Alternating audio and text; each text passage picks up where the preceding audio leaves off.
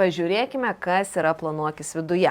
Tai pirmas dalykas yra 2 juostelės, taip, kad būtų patogu ir jūs galėtumėte pasižymėti ties savo tikslais ar ties savo savaitės dienomis. Nuo ko prasideda planuokis? Pažiūrėkit, koks popierius nuostabiausias. Tai yra, jūs rašot savo vardą pavardę, kad nepamestumėte ir žinotumėte, kad čia jūsų planuokis. Tai yra, apie ką jums yra planuokis, kaip sudėliota struktūra, jūs galite užsirašyti labiausiai motyvuojančią frazę ir žinoma sekti mus Instagrame, Facebook'e ir užeiti į planuokis puslapį.